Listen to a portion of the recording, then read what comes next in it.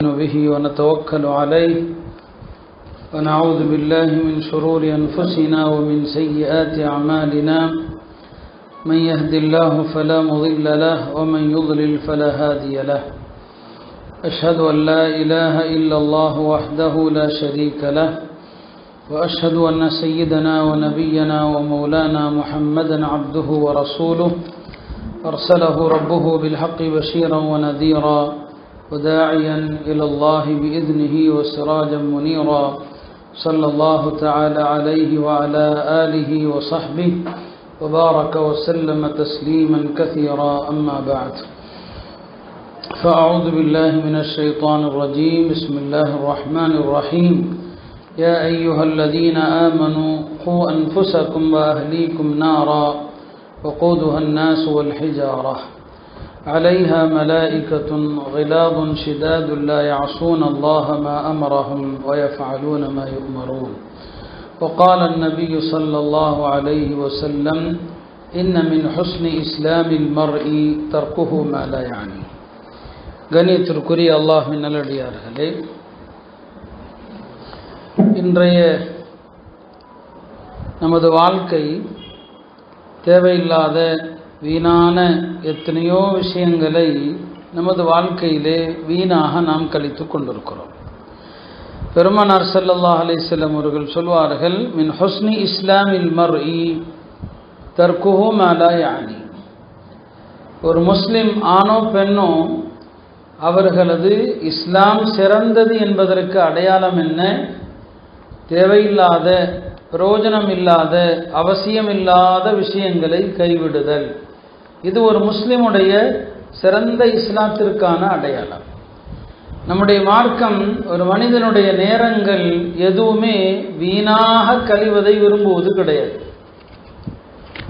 வீணாக கழிவது என்பது கிடையாது. எனவேதான் காலையில் எழுந்தது முதல் இரவு நாம் ஓய்வெடுக்க செல்கிற வரை மார்க்கம் நமக்கு ஒவ்வொரு சந்தர்ப்பத்திற்கும் சின்ன சின்ன துஆக்கள், சின்ன சின்ன திக்ருகள், சின்ன சின்ன வழிமுறைகள். ஒரு நோயாளியை சந்திக்க போனால் அங்கு சில ஒழுக்கங்கள், அங்கு சில துஆக்கள், எல்லா விஷயத்திற்கும். திடீரென்று மழை பொழிகிறது என்று சொன்னால் மழை பொழிந்தால் என்ன சொல்ல வேண்டும், காற்று வீசினால் அப்போது என்ன செய்ய வேண்டும், நம்முடைய இயற்கை தேவைகளுக்காக நாம் போகிறோம், டாய்லெட் போயிட்டு வருகிறோம், போகும்போது என்ன சொல்ல வேண்டும், வரும்போது என்ன சொல்ல வேண்டும், இப்படி ஒவ்வொரு நிமிஷத்திற்கும் நமக்கு மார்க்கம் வழிகாட்டி இருக்கிறது.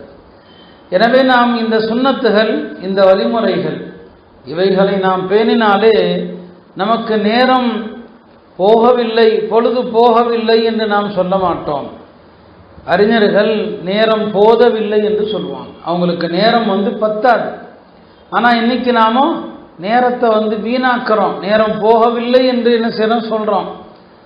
குறிப்பாக தாய்மார்கள், பெண்கள் தான் கால நேரங்களை ரொம்ப வீணாக்கக்கூடியவர்கள் தாய்மார்களாகத்தான் இருக்கிறாங்க. வீட்டு வேலைகளும் முன்பை விட எவ்வளவோ இப்போது சுருங்கி விட்டது. வேலைகளுக்கு இப்போதெல்லாம் பல மணி நேரங்கள் ஆவது கிடையாது. ஒரு நேரத்திலே பெண்கள் காலையிலிருந்து இரவு வரை வீட்டில் வேலை இருந்துக்கிட்டே இருக்கும். அதனால யாரை பற்றியும் புறம் பேசவோ, தேவையில்லாத விஷயங்களை பேசுவதற்கோ, ஃபித்னாக்கள் பேசுவதற்கோ அவர்களுக்கு நேரம் இருக்காது. வெளியில செல்வதற்கு அவர்களுக்கு நேரம் இருக்காது. ஆனால் இன்று அப்படி அல்ல. வீட்டு வேலைகளுக்கு பெரிய கால நேரம் என்பது இல்லை. அன்றாட வீட்டு ஏதோ விசேஷங்கள் வந்தாலே தவிர அன்றாட தேவைகளுக்கு ஒரு மணி நேரம் எல்லா வேலையும் முடிச்சிடலாம். மீதி நேரங்கள் எல்லாம் எப்படி நமக்கு கழிகிறது? எல்லா நேரங்களையும் வீணாக நம்முடைய பெண்கள் கழித்து கொண்டிருக்கிறான். எந்த விதமான குர்ஆன் திலாவத்து கிடையாது, திக்ர் கிடையாது. உங்களுக்கு இருக்கிற இந்த கால நேரத்தில் நீங்கள் குர்ஆனை ஹிஃப்ஸ் பண்ணனா கண்டிப்பாக சில வருடங்களில் குர்ஆனை ஹிஃப்ஸ் செஞ்சு முடிச்சிடலாம். எத்தனையோ வயதானவர்கள் உலகம் முழுக்க வயதான பருவத்திலையும் குர்ஆனை ஹிஃப்ஸ் செய்கிறாங்க, மனனம் செய்கிறாங்க. அப்போ எந்த பருவத்திலும் கூட குர்ஆனை மனனம் செய்ய முடியும். அப்போ உங்களுடைய கால நேரங்கள் இருக்கிறதே, அந்த நேரங்களை பயன்படுத்தினால் செய்யலாம். ஆனால் தாய்மார்கள் இவை எல்லாவற்றையும் விட்டுவிட்டு தங்களுடைய நேரங்களை வீணான விஷயங்கள், ஒன்று ஃபோன் பார்ப்பதில் அல்லது டிவி பார்க்கறதுல, சீரியல்கள் நாடகங்கள் பார்ப்பதில் தான் அவங்களுடைய எல்லா நேரமும் கழிந்து கொண்டிருக்கிறது. அந்த வகையிலே நம்முடைய காலையிலிருந்து இரவு வரைக்குமான நம்முடைய நேரங்கள் எப்படி கழிய வேண்டும் என்பதை குறித்து தான் உங்களுக்கு சில அறிவுரைகள் சொல்ல விரும்புகிறேன். அருமையான தாய்மார்களே, நம்முடைய நேரங்கள் முதலாவது கடமையான தொழுகைகள். இந்த நேரத்தில் தொழுவது, ஐவேளை தொழுகைகளை தொழுகிறது. கடமைக்கு பிறகு நஃபிலான சுன்னத்தான தொழுகைகள் அது ஒரு பக்கம் இருக்கட்டும். நேரத்தில் தொழுவது, 5 நேரங்கள் தொழுவது, இது உங்களுக்கு ரொம்ப ரொம்ப கட்டாய கடமை. பெண்களுக்கு அந்த தடுக்கப்பட்ட நாட்களை தவிர மற்ற காலங்களில் உரிய நேரத்தில் தொழுவது. இன்றைக்கு பெண்கள் பல நேர தொழுகையில் அலட்சியமாக இருக்கிறாங்க. 2 தொழுகைகள் 5 நேர தொழுகையில் ரொம்ப ரொம்ப முக்கியமானது. ஒன்று ஃபஜ்ருடைய தொழுகை, மற்றொன்று அசருடைய தொழுகை. இந்த 2 தொழுகைகளையும் தவற விடுவது குறித்தும் எச்சரிக்கை வந்திருக்குது. இந்த 2 தொழுகையையும் பேணி தொழுதால் அதற்குரிய நன்மையும் மார்க்கத்தில் சொல்லப்பட்டிருக்குது. அசருடைய தொழுகையை ஒருவர் தவறவிட்டால் அவருக்கு ஏற்படுகிற இழப்பும் கை சேதமும், ஒருவர் ஒரு விபத்திலே தன்னுடைய குடும்பம், தன்னுடைய செல்வம் எல்லாவற்றையும் இழந்து நிற்கிறார். அவருக்கு என்ன கை சேதம் உலகத்தில் இருக்குமோ அதே கை சேதம் தான் அசருடைய தொழுகையை தவறவிட்டவருக்கு மறுமையில் கை சேதம். இன்றைக்கு நமது பெண்களுடைய நிலைமை என்ன? அசர் நேரத்தில் ஏதாவது விசேஷம், ஏதாவது ஒரு ஃபங்க்ஷன் போனாங்கன்னா அசர் தொழுகை கிடையாது. பல நேரங்களில் அசரை தவற விடுறோம்.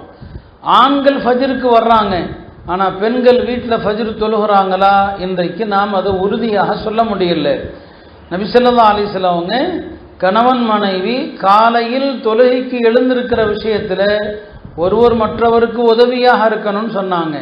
முதல்ல யார் எழுந்திருக்கிறாங்களோ அவர்கள் மற்றவர்களை எழுப்பி விடணும்னு சொன்னாங்க. கணவன் எழுந்தால் உறங்கி கொண்டிருக்கிற மனைவி எழுப்புங்க, கொஞ்சம் எழுந்திருக்க தாமதமானால் தண்ணியை தெரிச்சு விடுங்கன்னு சொன்னாங்க. கணவன் தூங்கி மனைவி எழுந்தால் கணவனை எழுப்புங்க, எழுந்திருக்க தாமதமானால் தண்ணியை தெளிச்சு விடுங்கன்னு சொன்னான்.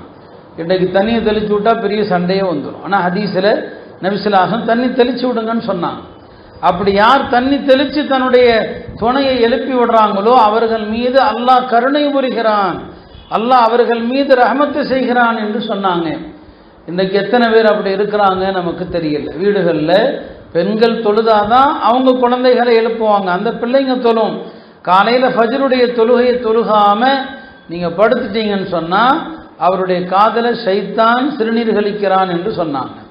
அன்றைய காலை பொழுதில் எழுந்திருக்கும் போது அஸ்பஹ ஹபீஸன் நஃப்ஸ், அவர் அசிங்கமாகத்தான் எழுந்திருக்கிறார். அவருக்கு அன்றைக்கு முழுவதும் பீடதான். இப்னு மஸ்ஊத் ரலியல்லாஹு அவர்கள் சொல்லுவாங்க, நாங்கள் ஒரு மனிதனுடைய நாளில் கெட்ட நாள் என்று எதை சொல்வோம்? என்றைக்கு அவன் ஃபஜ்ரு தொழவில்லையோ அதுதான் அவனுக்கு கெட்ட நாள், அதுதான் அவனுக்கு மோசமான நாள். அப்படியானால் இந்த ஃபஜ்ருடைய தொழுகைகள் எல்லாம் இன்றைய எத்தனை பெண்கள் பேணுதலாக தொழுகிறாங்க? வக்து முடிவதற்குள் எழுந்து எத்தனை பெண்கள் தொழுகிறாங்க? வக்து எப்போ முடியுதுன்னு முதல்ல தெரிகிறாங்களா? எப்போ வக்து முடியுதுன்னு சொல்லி அதில் பேணுதலே கிடையாது. அப்போ இன்றைக்கெல்லாம் தொழுகை அட்டவணை இருக்குது. ஒவ்வொரு தேதியிலும் எப்போ சூரியன் உதயமாகிறது, சூரியன் உதயமாகிறதுக்கு முன்னால் ஃபஜ்ருடைய தொழுகையை தொழுது முடிச்சாகணும். அது தெரிகிறதில்லை இல்லையா? பல பெண்கள் அவங்களுக்கு தொழக்கூடாத நாட்கள் வந்து முடியுதுன்னு சொன்னால் உடனே குளிச்சு தொழுகையை ஆரம்பிக்கிறது இல்லை, அதில் தாமதங்கள் செய்கிறாங்க. எப்போ நிற்குதோ அவங்க உடனே குளிச்சுட்டு அடுத்த வக்து தொழுகையை ஆரம்பிச்சிடணும். அடுத்து அவங்களுக்கு என்னங்க அந்த தொழுகையை அவங்க கன்டினியூ பண்ணி ஆகணும். அதில் எவ்வளவோ அலட்சியம் இருக்கிறாங்க. சஹாபி பெண்மணிகள் அவங்களுக்கு அந்த பீரியட் இந்த மாதவிடாய் டைங்களில் நேரங்களில் முடியக்கூடிய தருணம் வந்துட்டால் இரவு நேரத்தில் கூட எழுந்து சோதித்து பார்ப்பாங்க, சுத்தமாயிடுச்சா, குளிச்சு விட்டு காலையில் ஃபஜ்ர் தொழுகை ஆரம்பிக்க வேண்டுமே. இதுதான் அந்த பெண்களுடைய அக்கறை நிலை. ஆக நாம் இந்த ஃபர்தான தொழுகைகள் விஷயத்தில் நாம் எவ்வளவு அலட்சியங்கள், நேரம் தவறி தொழுகிறது, கதாவா தொழுகிறது. கதாவா தொழுகிறதுங்கிறது மார்க்கத்தில் இல்லை. ஒரு மனிதன் தூங்கினால் கதா செய்யணும், மறந்துட்டா கதா செய்யணும். வேணுக்குன்னே விடுறது அப்படிங்கிறது இல்லை. வேணுக்குன்னு விட்டா ஹதீஸில் அவரை காஃபிர்னு சொல்லப்படுது. பெருமானார் ஸல்லல்லாஹு அலைஹி சொன்னாங்க, நமக்கும் இறை மறுப்பாளர்களுக்கும் இடையில தொழுகதான், அதுதான் நமக்கு வித்தியாசம்னு சொன்னாங்க. ஹஜ்ரத் உமர் ரலியல்லாஹு அவர்கள் அவங்க தாக்கப்பட்டு குத்தப்பட்டு குற்றுயிராக கிடக்கிறாங்க. இறக்கும் தருவாயில் இருக்கிறாங்க. அந்த நேரத்திலையும் சொன்னாங்க, யார் இந்த தொழுகையை பேணுவாரோ அவர் மார்க்கத்தின் இதர கடமைகளையும் பேணுவார். யார் தொழுகையை வீணடிக்கிறாரோ மார்க்கத்தின் மற்ற விஷயங்களை தாராளமாக வீணடிப்பார். ஒரு முஸ்லிமுடைய வாழ்க்கை சீரா இருக்குன்னு சொன்னா, அவர் கரெக்டா தொழுகிறார்னா அவருடைய எல்லா விஷயங்களும் சீரா இருக்கும். தொழுகை ஒழுங்கு இல்லை, எல்லா விஷயங்களும் ஒழுங்கு கெட்டு தான் போயிருக்கும். எனவே அருமையான தாய்மார்களே, கடமையான தொழுகைகள் விஷயத்தில் எவ்வளவு பேணுதலும் பக்குவம் இருக்க வேண்டுமோ அது இல்லை. முன் சென்ற பெண்மணிகளை பாருங்க, அவங்கெல்லாம் ஒரு நாளைக்கு எவ்வளவு நஃபில் தொழுதாங்க. கடமையெல்லாம் அப்புறம், ஃபர்தெல்லாம் அவங்க வாழ்க்கையில் அவங்க கற்பனை கூட செய்ய முடியாது ஃபர்தான தொழுகை விடுறதுங்கிறது. முஆதா என்று ஒரு பெண்மணி இருந்தாங்க. அன்னை ஆயிஷா ரலியல்லாஹு அன்ஹாவுடைய மாணவி. ஒரு நாளைக்கு 600 ரக்காத்துகள் தொழுவாங்க. அவங்க வீட்டில் 600 ரக்காத்துகள் தொழுவாங்க. ஹஃப்ஸா பின்த் சீரீன் என்ற ஒரு பெண்மணி இருந்தாங்க. அவங்க 30 வருடமா அவங்க எந்த இடத்துல தொழுவாங்களோ அந்த இடத்துலையே உட்கார்ந்துருப்பாங்க. அத்தியாவசிய தேவைக்கு அந்த இடத்த விட்டு எழுந்திருப்பாங்க. தேவை முடிஞ்சால் மறுபடியும் வந்து உட்கார்ந்துருவாங்க. இப்படி 30 வருஷ காலங்கள், 1 வருடம் அல்ல, 2 வருடம் அல்ல. இப்படித்தான் அந்த பெண்கள் எல்லாம் அவ்வளவு நஃபில் வணக்கங்கள். ராபியாங்கிற பெண்மணி உறக்கமே கிடையாது, இரவுல நின்று வணங்கி கொண்டே தான் இருப்பாங்க. தஹஜ்ஜுத் தொழுகைக்கு பிறகு கொஞ்ச நேரம் படுப்பாங்க. ஏன்னா தஹஜ்ஜுதுக்கும் ஃபஜ்ருக்கும் நடுவில் கொஞ்ச நேரம் படுக்கிறது நபி ஸல்லல்லாஹு அலைஹி வஸல்லம் சுன்னத்து. அதுக்காக கொஞ்ச நேரம் அப்படி படுத்துட்டு எழுந்துருவாங்க இமாம் ராபியா அவர்கள். அவ்வளோ பெரிய வணக்கசாலி அவங்க. சுஃபியானு சௌரி ரஹ்மத்துல்லாஹி அலைஹி ஒரு நாள் அவங்கள சந்திக்க போனாங்க. ஏன்னா அந்த அம்மாவை சந்திக்கிறதுக்கு பல பெரிய பெரிய அறிஞர்கள்லாம் போவாங்க. அந்த அம்மாவுடைய உபதேசத்தை கேட்கறதுக்காண்டி போவாங்க. சுஃபியானு சௌரி பெரிய அறிஞர். அவங்க சொன்னாங்க தன் தோழர்கள்ட்ட, வாங்க நம்மை வழிநடத்துகிற ராபியாவிடத்தில் போயிட்டு வருவோன்னு சொல்லி போனாங்க. போன போது அவங்க சொன்னாங்க, சுஃபியான் அறிந்து கொள்ளுங்கள், இன்னமா அந்த ஐயாம், மனிதனாகிய நீர் யாரு? காலத்தின் தொகுப்பு தான் மனுஷன். காலத்தினுடைய தொகுப்பு, யாருக்கு எத்தனை வயது எழுதப்பட்டிருக்குதோ அந்த காலத்தினுடைய தொகுப்பு தான் மனுஷன்.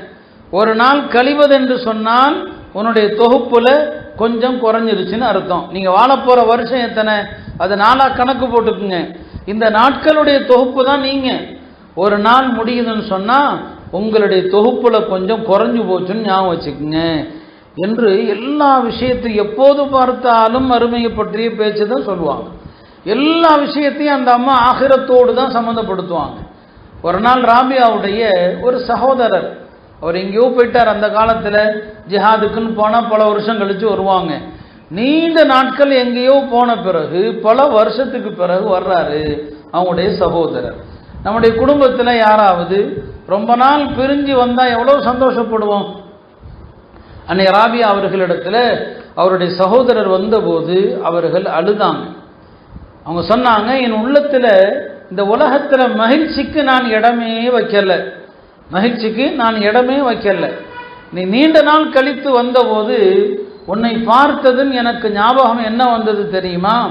அல்லாஹ்வுக்கு முன்னால் நாம் ஒரு நாள் இருக்க போகிறோம். எல்லோருமே அல்லாஹ்வுக்கு முன்னால் இருக்க போகும்போது சிலர் அல்லாஹ்வுக்கு முன்னால் மகிழ்ச்சியோடு நிற்பாங்க, சிலர் அல்லாஹ்வுக்கு முன்னால் துயரத்தோடு நிற்பாங்க. நானும் ஒரு நாள் அல்லாஹ்வுக்கு முன்னால் நிற்கணும்.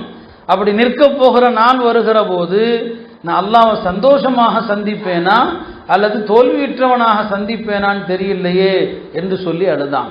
அருமையானவர்களே, அந்த பெண்கள் எவ்வளவு தூய்மையான, எவ்வளவு கற்பொழுக்கம் உள்ள, இறையச்சமுள்ள பெண்களாக இருந்தாங்க. அல்லாஹ் தஆலா இத்தகைய மனிதர்களை பற்றி தான் சொல்லுவான், அம்மா மன் காஃப மகாம ரப்பி, யார் ரப்புக்கு முன்னால் நிற்க வேண்டிய நாளை எண்ணி அஞ்சி தன்னுடைய மனோ இச்சையை விட்டும் தங்களை தற்காத்து கொள்கிறார்களோ என்று அல்லாஹ் சொல்றான் இல்லையா. இந்த பெண்கள் அப்படித்தான் இருந்தாங்க. அருமையானவர்களே, இப்படி எல்லா விஷயங்களிலும் அந்த பெண்மணிகள் வணக்க வழிபாடுகள், கூடுதலான இபாதத்துகள், எல்லா நேரமும் திக்ருகள், இப்படித்தான் அவங்களுடைய வாழ்க்கை இருந்துச்சு. நம்முடைய அன்னை ஆயிஷா ரலியல்லாஹு அன்ஹா பெருமானார் ஸல்லல்லாஹு அலைஹி வஸல்லம் உடைய பிரியமான மனைவியாக இருந்தாங்க. எவ்வளோ பெரிய சட்டமேதையாக இருந்தாங்க. கிட்டத்தட்ட 2210 ஹதீஸுகள் அறிவிக்கிறாங்க. பெரிய ஹதீஸுகளை அறிவித்த ஒரு மாபெரும் கணங்க அவங்க ஞானி. அவங்க சஹாபாக்கள்ல 7 பேர் தான் சட்டம் சொல்லக்கூடிய அறிஞர்கள். அந்த சட்டம் சொல்லக்கூடிய அறிஞர்களில் 6 பேர் ஆண்கள்னு சொன்னா ஒரே ஒரு பெண்மணி அன்னை ஆயிஷா ரலியல்லாஹு அன்ஹா மட்டும்தான். மக்களுக்கு காலையில் பாடங்கள் நடத்துவாங்க. மஸ்ஜித் நபவியில் என்னென்ன நடக்குதோ எல்லாவற்றையும் கண்காணித்து கொண்டிருப்பாங்க. என்ன தவறு நடந்தாலும் சொல்லிக்கிட்டே இருப்பாங்க. இவ்வளவு பாடம் கற்றுக் கொடுக்கிற வேலை, ஹதீஸுகளை அறிவிக்கிற வேலை, இத்தனை வேலைகளுக்கு இடையில ஹஜ்ரத் ஆயிஷா ரலியல்லாஹு அன்ஹா அவர்கள் காலமெல்லாம் நோன்பு வைப்பாங்க. வருஷத்தில் 5 நாள் ஹராம் நோன்பு வைக்கிறது. 2 பெருநாட்கள், துல்ஹஜ்ஜினுடைய 11, 12, 13 இந்த நாட்கள் 5 நாளை தவிர மீதி காலமெல்லாம் நோன்பு வைக்கலாம். அப்படி சில பெரியவங்க இருந்தாங்க. அன்னை ஆயிஷா ரலியல்லாஹு அன்ஹா காலமெல்லாம் நோன்பு வைப்பாங்க, இரவெல்லாம் நின்று வணங்குவாங்க. ஒரு நாள் ஹஜ்ரத் உர்வத்து இப்னு ஜுபைர் சொல்றாங்க, நான் அன்னை ஆயிஷா அவர்களை பார்க்க வந்தேன். அன்னை அவர்கள் ஒரு ஆயத்தை ஓதி அழுதுகிட்டே இருந்தாங்க. ஃபமன் அல்லாஹு அலைனா வவகானா அஸாபஸ் ஸமூம்.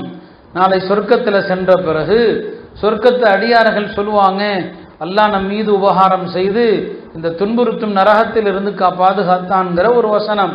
அன்னை ஆயிஷா ரலியல்லாஹு அன்ஹா இந்த வசனத்தை ஓதுறாங்க, அழுதுகிட்டே இருக்கிறாங்க.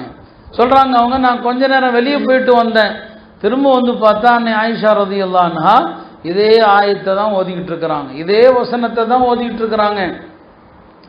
இப்படியே இந்த ஒரு வசனத்தை இரவு முழுக்க ஓதிக்கிட்டே இருந்தாங்க அன்னை ஆயிஷா ரலியல்லாஹு அன்ஹா அவர்கள்.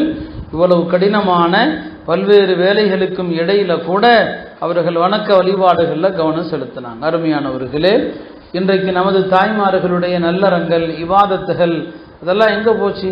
ஒரு காலத்தில் பெண்கள் 2 நாளைக்கு ஒரு குரான் முடிப்பாங்க, 3 நாளில் ஒரு குரான் முடித்தாங்க. திலாவத்து கிடையாது, எந்த விதமான வழிபாடுகளும் இல்லாமல் நம்முடைய நேரங்கள் பூரா குழப்பத்தில் தான் கழியுது. வீணான விஷயங்களில் தான் நம்முடைய நேரங்களை கழிக்கிறோம். எனவே தாய்மார்களை சிந்திக்கணும். உலகத்தில் நடக்கிறத யோசிச்சு பாருங்க. இன்றைக்கு நீங்கள் இங்கே அமைதியாக சந்தோஷமாக இருக்கிறீங்க, 3 வேளை நிம்மதியாக சாப்பிட்றீங்க, அச்சம் இல்லாமல் இருக்கிறீங்க. ஆனால் உங்களுடைய கஸாவுடைய சகோதரிகளை எண்ணி பாருங்க.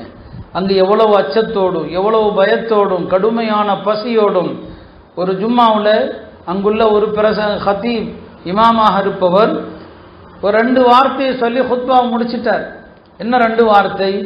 எழுந்து நின்றார், சொன்னார், நான் நீண்ட நேரம் உங்களுக்கு ஹுத்பா செய்ய முடியாது, ஏனென்றால் நான் பசியோடு இருக்கிறேன். நீண்ட நேரம் கேட்பதற்கு உங்களாலும் முடியாது, ஏனென்றால் நீங்களும் பசியோடு இருக்கிறீர்கள். எனவே தொழுங்கள் என்று சொல்லி கீழே இறங்கிவிட்டார். இந்த அளவுக்கு ஒரு 5 நிமிஷம் ஹுத்பா செய்வதற்கு கூட முடியாத அளவுக்கு பல நாட்கள் உணவில்லாமல் பசி, பல நாட்களுடைய அந்த பசி கொடுமையை தாங்க முடியலைங்கிறத தான் அந்த ஹத்தீப் வெளிப்படுத்துகிறான். இன்னைக்கு நாம் திருமண வீடுகளில் 3 நேரமும் சாப்பிட்றோம், இடையில நொறுக்கு தீனிகள் சாப்பிட்றோம், இடையில விரும்பிய பானங்களை குடிக்கிறோம். எவ்வளவு அல்லாஹ்வுடைய நேமத்துகளை அனுபவிக்கிறோம். உலகத்தில் இந்த நேமத்துகள் இல்லாமல் துன்பப்படுகிற கஷ்டப்படுகிற அந்த மக்களை நாம் என்றைக்காவது எண்ணி பார்க்கிறோமா தாய்மார்களே? நம்முடைய இந்தியாவும் கூட ஆபத்தான நிலையை நோக்கி தான் போகுது. நம்முடைய நன்றி கட்டத்தனத்தினால தான் அல்லாஹ் தண்டிக்கிறான். அல்லாஹ் நேமத்தை பறிக்கிறான்னு சொன்னால் நம்முடைய நன்றி கட்ட வாழ்க்கை தான். நன்றி கட்டன்னா என்ன அர்த்தம்? நாம் அல்லாஹ்வுடைய நேமத்துகளை அனுபவிக்கிறோம், அவனுடைய கடமைகளை மறக்கிறோம், அவன் ஏவியவைகளை விடுறோம், அவன் தடுத்தவைகளை நாம் செஞ்சிட்டு இருக்கிறோம். இதெல்லாம் ஒரு கட்டத்தில் அல்லாஹ்வுடைய கோபத்தை அதிகப்படுத்துகிற போது அல்லாஹ் இந்த நேமத்துகளை அடியார்களிடமிருந்து பறித்து கொள்கிறான். இல்லைன்னா அடியார்களுக்கு கொடுத்த நேமத்தை அல்லாஹ் பறிக்கிறது கிடையாது. நம்முடைய நன்றி கட்டத்தனங்கள், நம்முடைய செயல்பாடுகள் தான்.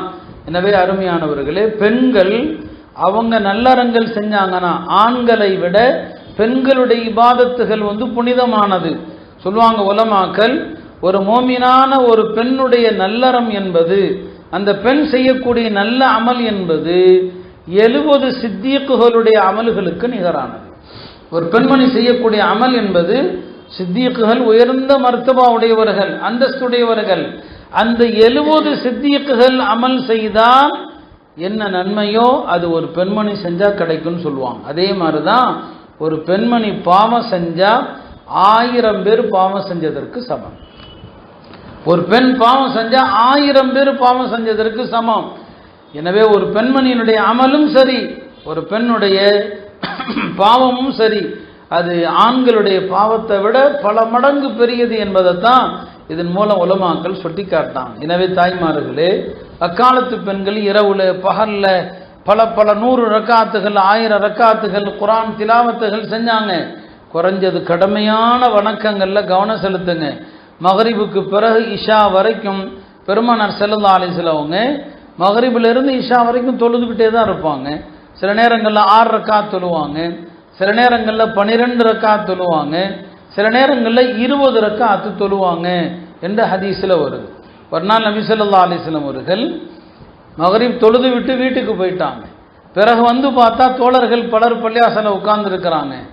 அப்போ நபி ஸல்லல்லாஹு அலைஹி வஸல்லம் சொன்னாங்க, உங்களை பார்த்து அல்லாஹ் வானவர்களிடத்தில் பெருமையாக பேசினான். ஏதோ என்னுடைய அடியார்களை பாருங்கள், மகரிப் தொழுதார்கள், அடுத்த தொழுகைக்காக காத்திருக்கிறார்கள் என்று அல்லாஹ் பெருமை பாராட்டுறான். இது ஆண்களுக்கு மட்டுமல்ல, தாய்மார்களாகிய நீங்கள் வீட்டில் மகரிப் தொழுது விட்டு இஷா வரைக்கும் தொழுத அந்த முசல்லாவில் இருந்தால் இந்த சிறப்பு உங்களுக்கும் உண்டு. இந்த சிறப்பை நீங்களும் அடைய முடியும். ஆக இதுதான் ஒரு தொழுகைக்கு பிறகு இன்னொரு தொழுகைக்காக காத்திருக்கிறது. இதெல்லாம் அந்த காலத்து பெண்கள் அதனாலேயே தொழுத முசல்லா தொழுத இடத்தை விட்டு அசையாமல் அப்படியே இருந்தாங்க. நாம் இன்றைக்கு அந்த பேணுதலான அமல்களை நாம் விட்டுட்டோம். எனவே அந்த வணக்கத்தை கையாளுங்க. காலையில் தஹஜ்ஜுத் தொழக்கூடிய ஃபஜ்ர் பாங்குக்கு 10 நிமிஷத்துக்கு முன்னால் எழுந்திருக்கிற பழக்கத்தை கொண்டு வாங்க. காலை நேர அந்த தொழுகை பெருமானார் ஸல்லல்லாஹு அலைஹி வஸல்லம் சொல்லுவாங்க, அல்லாஹ்வுக்கு விருப்பமானது, நல்லோர்களுடைய பழக்கம், முன்னோர்களுடைய பழக்கம், காலங்காலமாக அல்லாஹ்வுடைய அடியார்கள் செய்து வருவது. அந்த காலை நேர தொழுகை ஃபஜ்ருக்கு முன்னால் சீக்கிரம் எழுந்து தஹஜ்ஜுடைய சில ரக்காத்துகள் தொழுங்க. காலையில் வீட்டில் துஹாவுடைய தொழுகை தொழுங்க. ரிசுக்குடைய பரக்கத்து, ரிசுக்குடைய அபிவிருத்தி வேணும்னு சொன்னால் துஹாவுடைய தொழுகையை தொழுங்க. இதெல்லாம் இந்த நல்லறங்கள் தான் உங்களுடைய குடும்பத்தில் அபிவிருத்தியை தரும், பிள்ளைகளுடைய வாழ்க்கையில் பரக்கத்தை தரும். இன்னைக்கு பெண்கள் இதையெல்லாம் விட்டு தூரமாயிட்டதுனால அதனுடைய தாக்கம் பிள்ளைகள் கஷ்டப்படுறாங்க, வேலை வாய்ப்பு இல்லாமல், கணவர் வியாபாரம் இல்லாமல் கஷ்டப்படுறாங்க. அந்த காலத்தில் பெண்கள் செஞ்ச இவாதத்துடைய பொருட்டில் ஆண்கள் எந்த காரியம் செஞ்சாலும் அது செழித்தது. இன்னைக்கு பெண்கள்கிட்ட வணக்கம் இல்லை, இவாதத்து இல்லை, துவா இல்லை, ஆண்கள் எடுக்கிற எல்லா முயற்சியும் தோல்வி அடையுது. அதனால தாய்மார்களே, இதெல்லாம் முயற்சி செய்ய வேண்டும். காலையிலிருந்து இரவு வரைக்கும் மார்க்கத்தில் எத்தனை அழகான திக்ருகள் துவாக்கள் இருக்குது. உங்களுடைய கால நேரங்களில் தினசரி ஒரு சில துவாக்களை நீங்கள் பாடம் பண்ணுனா எவ்வளவு துவாக்கள் ஓதலாம். வீட்டை விட்டு வெளியே போகிறீங்க இல்லையா, வீட்டை விட்டு வெளியே போகிறதுக்கு மார்க்கத்தில் பல பல கண்டிஷன்கள் கட்டுப்பாடுகள் இருக்குது. ஒரு பெண் வீட்டை விட்டும் போகணும்னா கணவன் அனுமதி தரணும். அனுமதின்னு சொன்னால் நீங்கள் கேட்குற அனுமதி இல்லை, நீங்கள் கேட்குற அனுமதியே கட்டாயம் கொடுத்தாகணுங்கிற மாதிரி கேட்பீங்க. கணவர் விரும்பி அனுமதி கொடுக்கணும், சங்கடம் இல்லாமல் கொடுக்கணும். பல கணவன்மார்கள் விரும்பி கொடுக்கறதில்லை, வேற வழி இல்லாமல் கொடுக்குறாங்க. கணவன் அனுமதி தரணும். வெளியில் போகக்கூடிய பெண்மணி அலங்கார ஆடைகளை உடுத்தி கொண்டு போகக்கூடாது. வெளியில் செல்லக்கூடிய பெண்மணி ஆண்கள் போகிற பாதையில் போகக்கூடாது. எத்தனை கட்டுப்பாடுகள்! இதையெல்லாம் மீறுவது என்னங்க பெண்கள் பேணுவது கிடையாது. நடுப்பாதையில் போகிறது, போகிற போது என்னங்க ஃபோன் பேசி கொண்டு போகிறது. ஒரு அழகான முஸ்லீம் பெண்ணுக்கு இது அழகு இல்லை. சரி, ஒரு அத்தியாவசிய தேவைக்கு போகிறோன்னு சொன்னால் வீட்டை விட்டு போகும்போது என்ன துவா இருக்குது, அந்த துவாவை நாம் யாராவது ஓதுறோமா?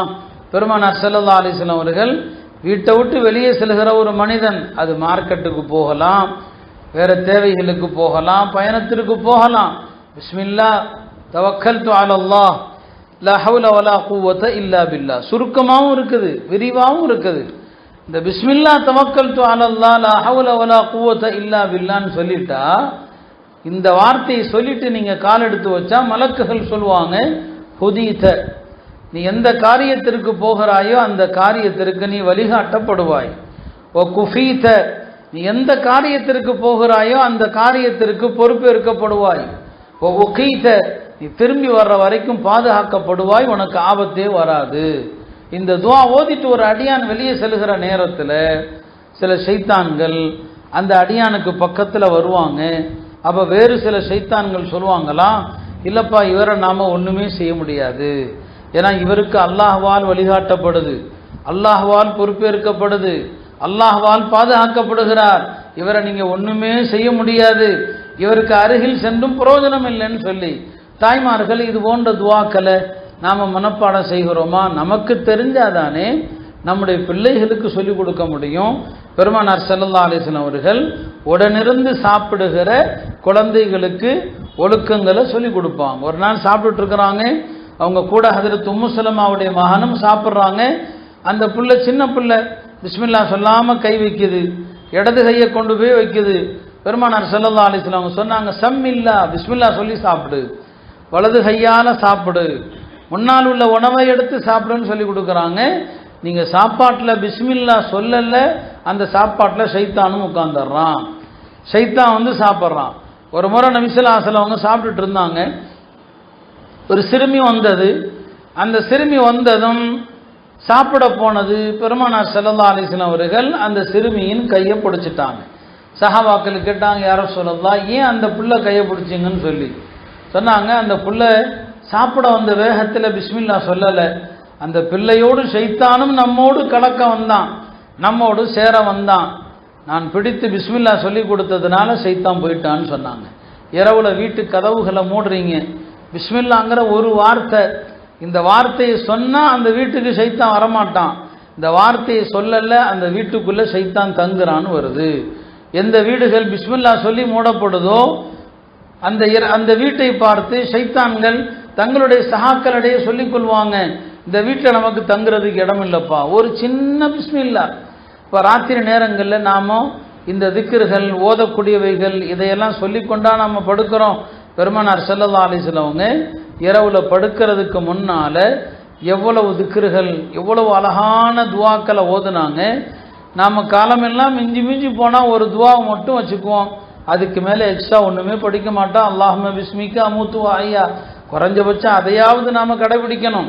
ஆனால் ரசூல் ஸல்லல்லாஹு அலைஹி வஸல்லம் அவங்க அதுக்கு மேலே ஓதுனாங்க. இதை எல்லாமே அல்லாஹ்விடத்தில் நான் என்ன மொத்தமாக ஒப்படைக்கிறேன், அதான் அர்த்தம். இரவுல படுக்கைக்கு போனால் அல்லாஹும்ம இன்னி அஸ்லம்து வஜ்ஹி இலை, அல்லாஹ் என் முகத்தை உன்னிடமே ஒப்படைச்சிட்டேன். வஃபவ்வத்து அம்ரி இலை, என் காரியங்கள் எல்லாவற்றையும் உன்னிடத்தில் ஒப்படைச்சிட்டேன். வ அல்ஜஅத்து ظஹரி இலை, என்னுடைய முதுகையும் உன் பக்கமே நான் சாய்த்திருக்கிறேன். லா மல்ஜஅ வலா மன்ஜஅ இல்லா இலை, உன்னை தவிர உன்னிடமிருந்து தப்பிக்க எந்த வழியும் இல்லை. ரஹ்பத்தன், உன்னுடைய அருள் ஆதரவு வைத்து வருகிறேன். வரஹபத்தன், உன்னுடைய தண்டனையை பயந்து வருகிறேன். நீ இறக்கிய வேதத்தை ஈமான் கொண்டேன், உன் நபியை ஏற்றுக்கொண்டேன். ரசூல் ஸல்லல்லாஹு அலைஹி வஸல்லம் அவங்க படுக்கிறதுக்கு முன்னால் இதையெல்லாம் ஓதுவாங்க. நம்முடைய தாய்மார்களுக்கு எவ்வளவு நேரங்கள், காலையிலிருந்து இரவு வரை எவ்வளவு நேரம் இருக்குது. இந்த மாதிரியான துவாக்கள் அவங்களுடைய சக்திக்கு உட்பட்டது தான். அழகான இந்த துவாக்களை ஓதிக்கொண்டு படுக்கலாம். ஆனால் நம்முடைய நேரங்களை எல்லாம் டிவி பார்த்து கொண்டு நம்முடைய மனதையும் நம்முடைய எல்லா நேரத்தையும் வீணாக்கக்கூடிய, கெடுக்கக்கூடிய, சீரழிக்கக்கூடிய, கலாச்சாரத்தை பால்படுத்தக்கூடிய சீரியல்களை பார்த்து கொண்டு தான் நம்ம படுக்கிறோம். நம்முடைய இரவும் அல்லாஹ்வுடைய அருளை விட்டும் தூரமாகத்தான் இருக்குது, நம்முடைய பகலும் அல்லாஹ்வுடைய அருளை விட்டும் தூரமாக தான் இருக்குது. நம்முடைய அத்தனை விஷயங்களிலும் நம்ம அல்லாஹ் விட்டும் தூரமாக இருந்தோம்னு சொன்னால் நம்ம கேட்கக்கூடிய துவாக்களை அல்லாஹ் எப்படி கபூல் செய்வான்? அருமையான தாய்மார்களை எண்ணி பாருங்க. நம்ம வாழக்கூடிய இந்த காலம் பல நெருக்கடிகளை சந்திச்சுட்டு இருக்கிறோம். நம்மை நோக்கி பெரிய ஆபத்து வந்துட்டு இருக்குது. நம்முடைய நாட்டிலையும் அப்படிப்பட்ட ஒரு சூழல் தான். முஸ்லிம்கள் அகதிகளாகக்கூடிய அளவுக்குள்ள ஒரு ஆபத்து. ஆனால் எதையும் தெரியாமல் நாம் என்ன செய்கிறோம்? ஆடம்பர வாழ்க்கை, சொகுசு வாழ்க்கை, துன்யா துன்யா துன்யா என்று எந்நேரமும் இந்த உலகத்தில் மூழ்கி நம்முடைய நேரங்களை பாழாக்கிறோம். இபாதத்துகளுக்கு நேரம் கொடுங்க. காலை மாலை திக்ருகள், எவ்வளவு அழகழகான திக்ருகள் இருக்கிறது, அந்த திக்ருகளுக்கான நேரத்தை கொடுங்க. நாவுல எப்போதும் தஸ்பீகள், திக்ருகள் செய்யுங்க. வெளியே தேவைக்கு போனால் கூட திக்ரு செஞ்சுட்டு போங்க, திக்ரு செஞ்சுட்டு வாங்க. அல்லாஹ் எல்லா தீங்கிலிருந்து உங்களை பாதுகாக்கிறான்.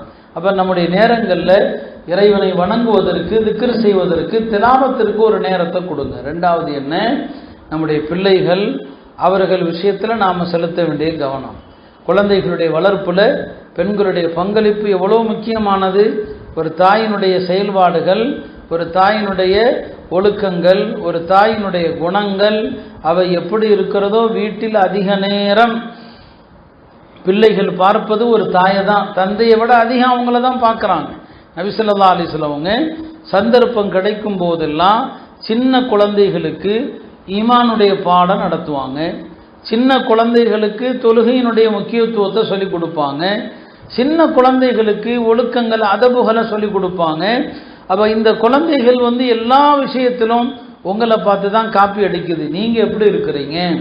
சந்தர்ப்பம் கிடைக்கும் போதெல்லாம் அறிவுரைகள் சொல்லணும்.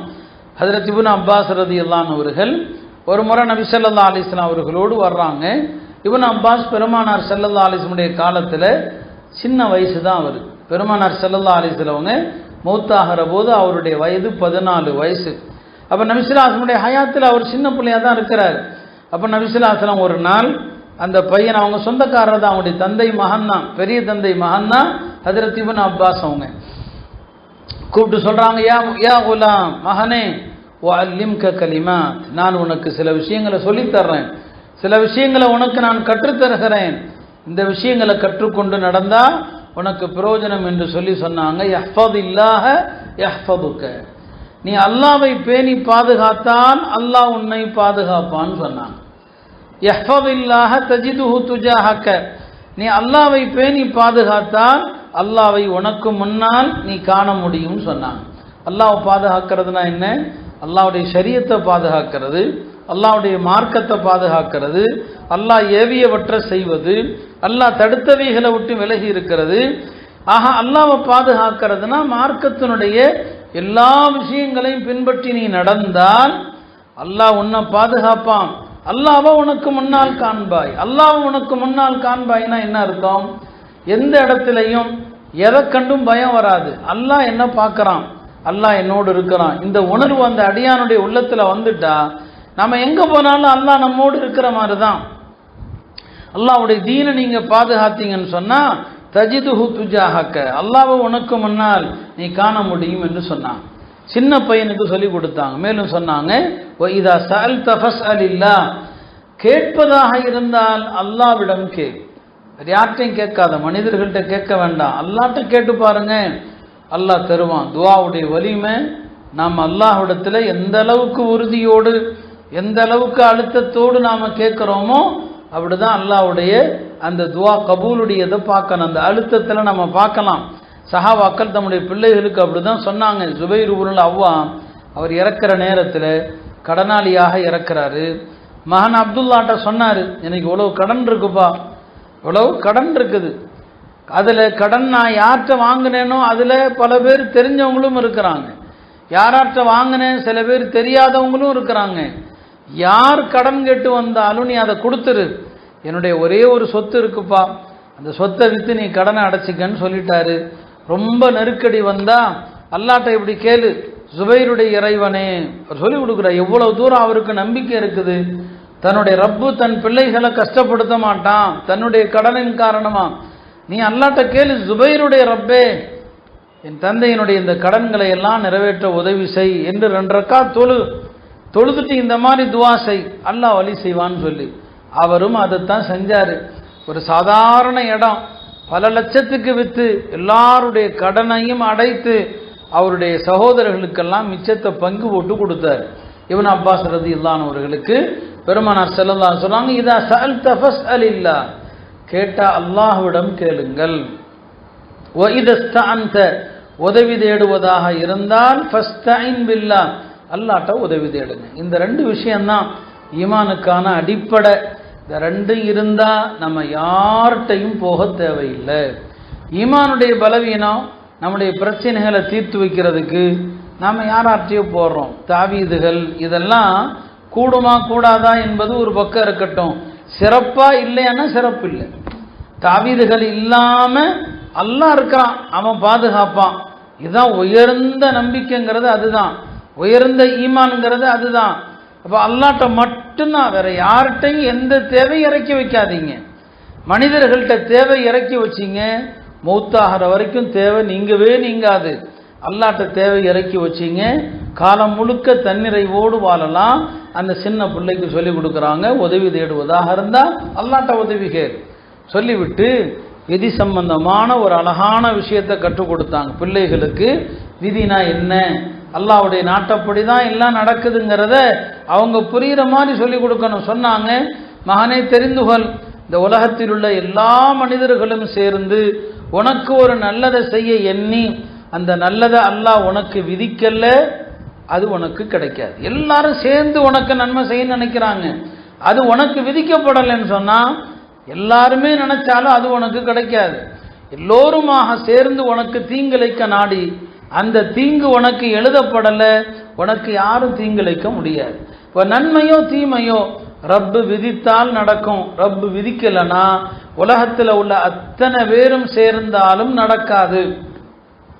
இந்த நம்பிக்கை தானே கதருங்கிறது, விதி குறித்தான நம்பிக்கை என்பது இதுதான். பெருமானார் ஸல்லல்லாஹு அலைஹி வஸல்லம் அவர்கள் அந்த சின்ன பையனுக்கு சொல்லி கொடுக்குறாங்க. சொன்னாங்க, விதியை எழுதிய பேனா இருக்கிறது, அந்த பேனா காஞ்சி விட்டது.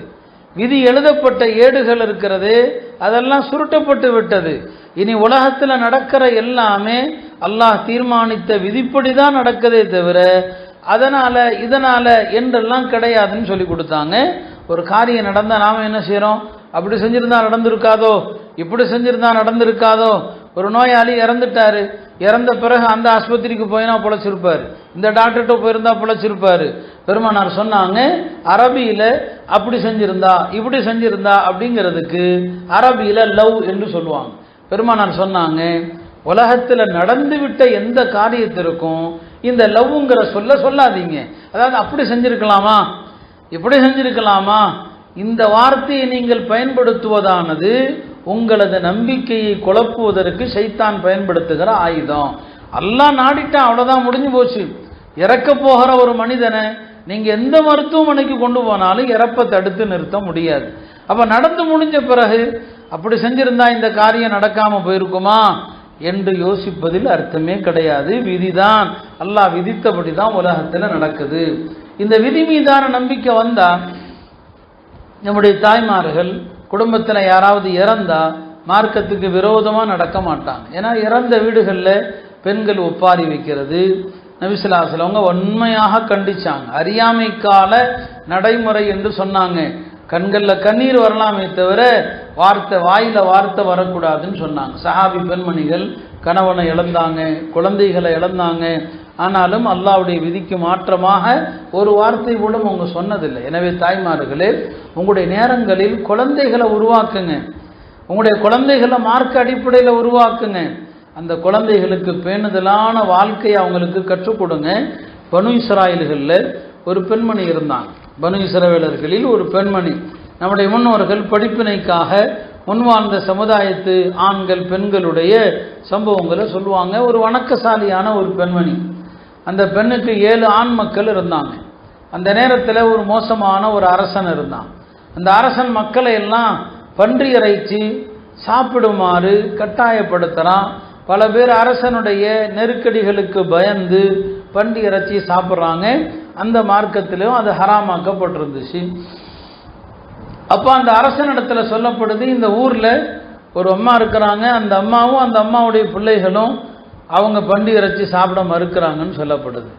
உடனே அந்த அரசன் என்ன செய்யறான், அந்த தாயையும் அழைச்சிட்டு வாங்க, அந்த பிள்ளைகளையும் அழைச்சிட்டு வாங்க என்று என்ன செய்யறான், கொடுப்பான். அப்போ அவர்களை எல்லாம் அழைத்து கொண்டு வந்து நிறுத்தி அந்த பிள்ளைகள்ல மூத்த மகனை அழைத்து சொல்றான், ஏதோ இந்த பன்றி இறைச்சியை சாப்பிடணும்னு சொல்லி. அவன் சொன்னான், அல்லாஹ் எனக்கு ஹராமாக்கிய, அல்லாஹ் எனக்கு தடுத்த எதையும் நான் ஒருபோதும் சாப்பிட மாட்டேன்னு சொல்லி.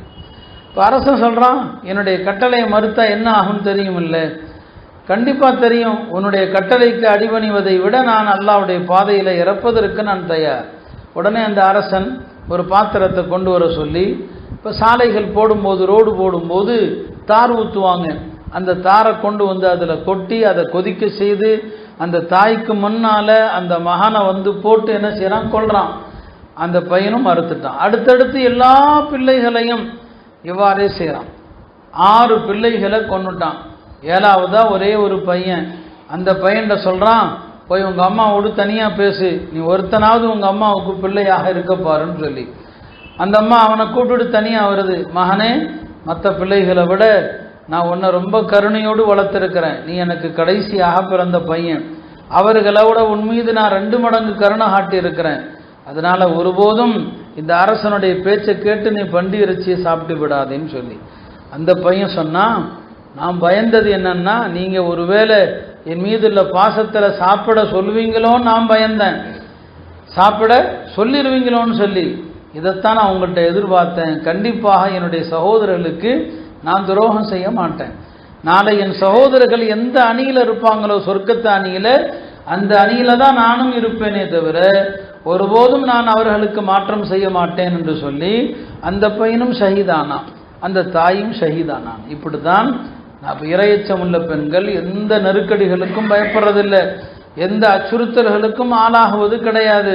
இப்படி அவங்க இருந்தாங்க. நம்முடைய இன்றைய வாழ்க்கை என்ன?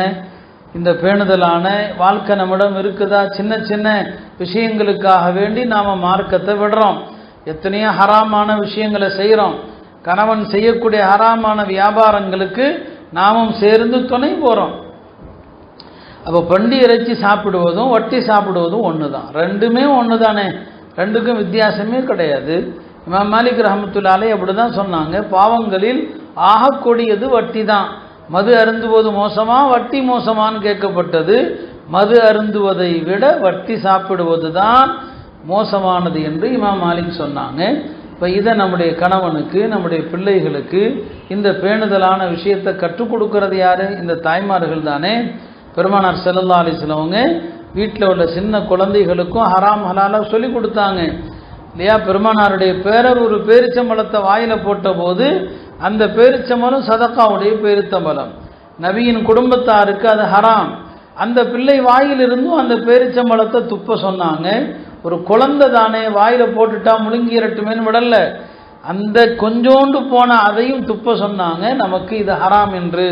அப்படியானால் நம்ம குழந்தைகளுக்கும் கூட ஹராம் ஹலால சொல்லி கொடுக்கணும். ஆண் குழந்தையா இருந்தா பிறந்த குழந்தைக்கு, ஆண் குழந்தைக்கு என்னங்க தங்க மோதிரங்கள் போடுறது, தங்க செயின் அணிகிறது. சின்ன வயசுல நீங்க எதை பழக்கிறீங்களோ அதுதான் பெரியவர்களானா அந்த தாக்கம் வரும். அதை சில பேர் நியாயப்படுத்துவாங்க, குழந்தை தானே, குழந்தை தான், குழந்தைக்கு ஹராம் ஹலால் இல்லைதான். ஆனாலும் நாம் எப்படி பழக்கப்படுத்துகிறோம், நாம் எப்படி பழக்கப்படுத்துகிறோமோ அப்படித்தான் அந்த குழந்தைகள் வரும். பெருமானார் ஸல்லல்லாஹு அலைஹி வஸல்லம் அவங்க குழந்தைகளுக்காக தன்னை அர்ப்பணிக்கிற பெண்களை பாராட்டினாங்க. அக்காலத்தில் சில பெண்கள் கணவன் இறந்து போயிருப்பாங்க. கணவன் இறந்தா மார்க்கத்தில் மறு திருமணத்திற்கு அனுமதி இருக்குது, மறு திருமணம் செய்யலாம். ஆனால் அதே நேரத்தில் குழந்தைகளுக்காக இன்னொரு கல்யாணம் பண்ணுனா இந்த குழந்தைங்க என்ன ஆவாங்களோ தெரியலையே, அதற்காக வேறு காரணங்களுக்காக இல்லை, குழந்தைகளுக்காக மறு திருமணம் செய்யாமல் இருந்தால் அந்த பெண்களை நபிஸல்லாஹு பாராட்டினாங்க. சொன்னாங்க, அன வம்ராஅத்துன் ஸஃபாஉல் ஹத்தைன், நானும் குழந்தைகளை வளர்ப்பதில், குழந்தைகளை வளர்த்து ஆணாக்கிறதில்ல, தன்னுடைய அழகையெல்லாம் இழந்து கன்னங்கள் எல்லாம் கருத்து போன பெண்மணி இருக்கிறாரே, அந்த பெண்ணும் நானும் நாளை சொர்க்கத்தில் கஹாத்தைன், இந்த இரண்டு விரல்களை போல் அப்பெண்மணி எனக்கு நெருக்கமா அருகில் இருப்பதாக சொன்னான். எல்லாம் அந்த குழந்தைகளுக்காக வேண்டியதான். குழந்தைகளை அக்கறை செலுத்துவதை பெருமானார் ரொம்ப பாராட்டுவாங்க. நபி ஸல்லல்லாஹு அலைஹி வஸல்லம் உடைய சச்சா மகள் தான் உம்முஹானி. நபி ஸல்லல்லாஹு அலைஹி வஸல்லம் அவங்க உம்முஹானி அவர்கள் விதவையான போது அவங்கள நிக்கா செய்ய ஆசைப்பட்டாங்க. விதவை பெண்களுக்கு தான் பெருமானார் வாழ்வு கொடுத்தாங்க, அதுக்கு தான் நிக்காகவும் செஞ்சாங்க.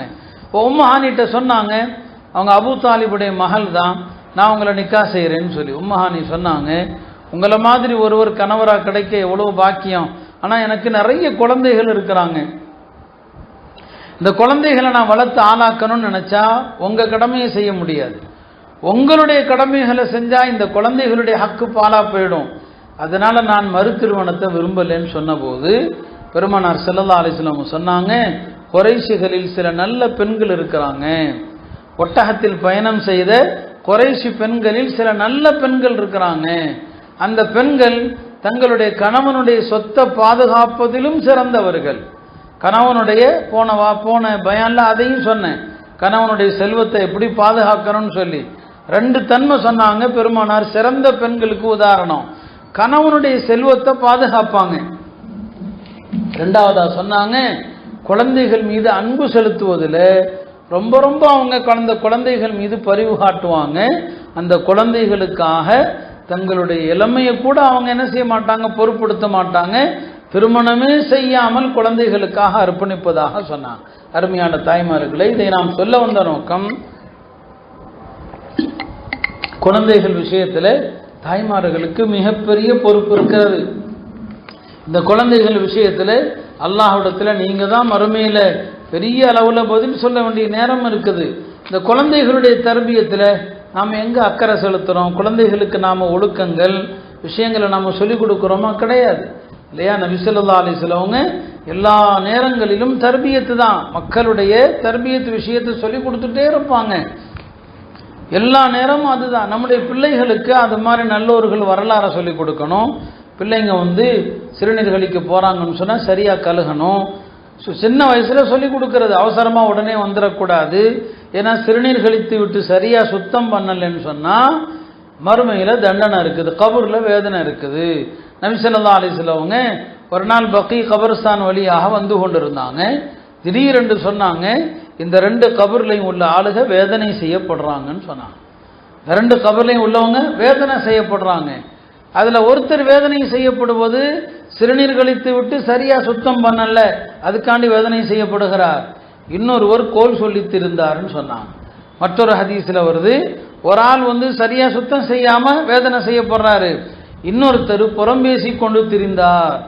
அப்போ 2 விஷயத்தை 2 பாவத்தை சொல்லி தர்றாங்க.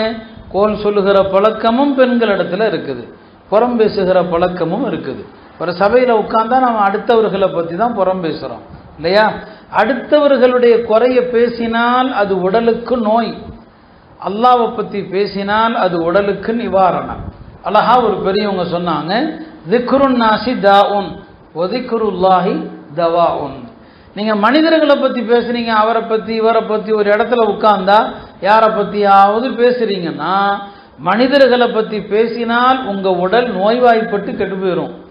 அல்லாஹ்வை பற்றி பேசுங்க, அல்லாஹ்வுடைய அருளை பேசுங்க, அல்லாஹ்வுடைய வல்லமையை பேசுங்க. அல்லாஹ்வை திக்ரு செஞ்சால் உடலுக்கு ஷிஃபா, உடலுக்கு ஆரோக்கியம், உடலுக்கு நிம்மதி. ஒரு 5 நிமிஷம் அல்லாஹ்வை பற்றி பேசி பாருங்க, உங்களுக்கே ஒரு சந்தோஷம் தெரியும், உங்களை அறியாமல் ஒரு ஆன்ம திருப்தி தெரியும்.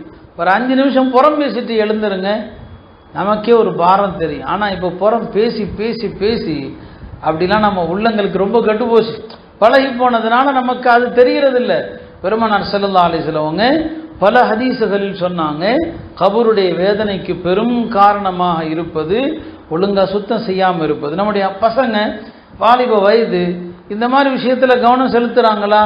பாத்ரூம் போகிறான், உடனே வந்துடுறான், சரியாக கழுவுனானா, சிறுநீர் துளிகள் ஆடையில் உடம்புல படாமல் கவனமாக இருந்தானா?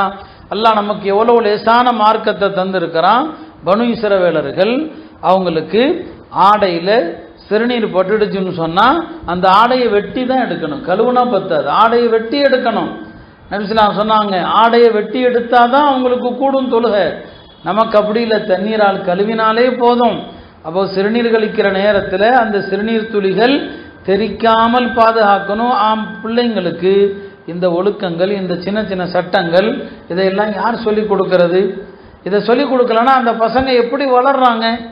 அந்த பசங்களுக்கு எந்த தீனுடைய பொறுப்பும் இல்லை. ஏன்னா இந்த தாய்மார்களுக்கு அக்கறை கிடையாது. பையன் எங்கே போகிறான், யாரோடு பழகிறான். இப்போ நமக்கு குழந்தைகளுடைய தர்பியத்தை விட 4 பெண்கள்கிட்ட பேசுகிறது தான் முக்கியம். குழந்தைகளுடைய வளர்ப்பை விட வெளியில் போய் சுற்றுறது மட்டும்தான் நமக்கு முக்கியம். இந்த பிள்ளைங்களுக்கு நாம் சரியான விஷயத்தை சொல்லிக் கொடுக்க தவறிட்டோம்.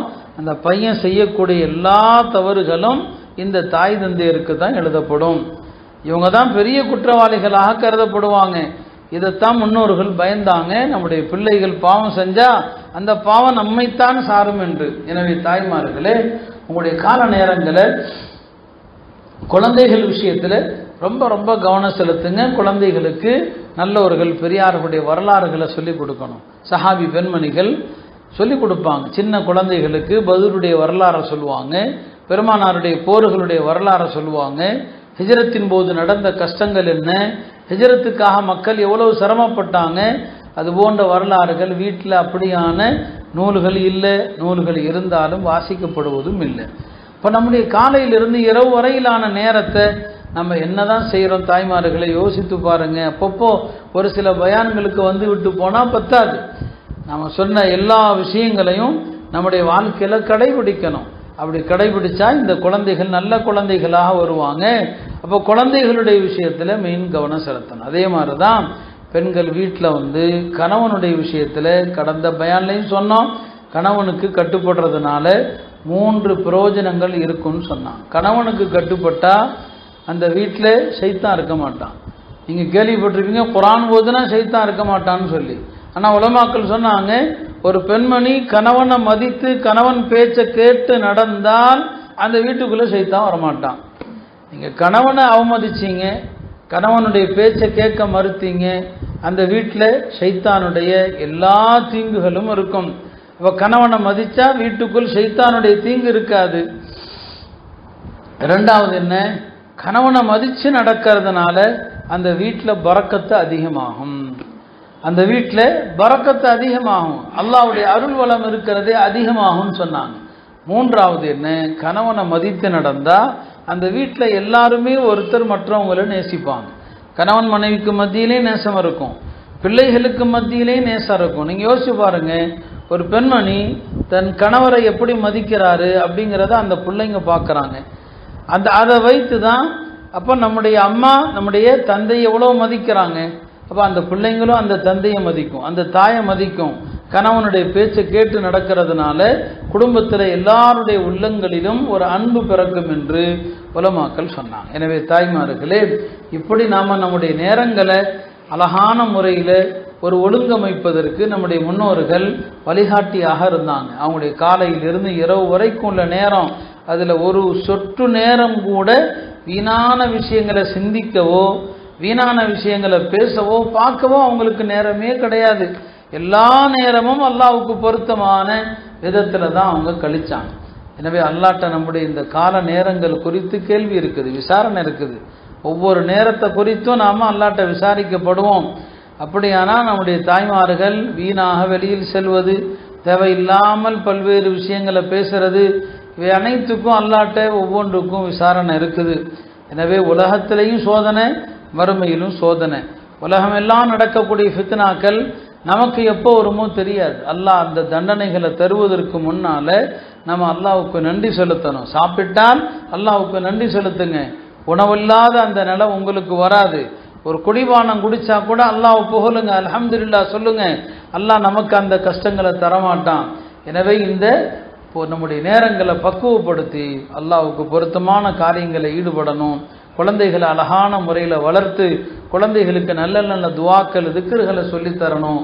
இப்படி தங்களுடைய நேரங்களை பயன்படுத்துகிற பெண்கள் தான் சிறந்த பெண்கள். எல்லாம் வல்ல அல்லாஹ் கால நேரங்களை வீணாக்காம அல்லாஹ்வும் ரசூலும் கற்றுக் கொடுத்த முறையில் நம்முடைய வாழ்க்கையின் நேரங்களை அமைத்துக் கொள்வதற்கு எல்லாம் வல்ல அல்லாஹ் தௌஃபீக் செய்வானாக. வாஹிரு தஅவானா அல்ஹம்துலில்லாஹி ரப்பில் ஆலமீன். الحمد لله رب العالمين. اللهم صل على سيدنا محمد وعلى آل سيدنا محمد وبارك وسلم.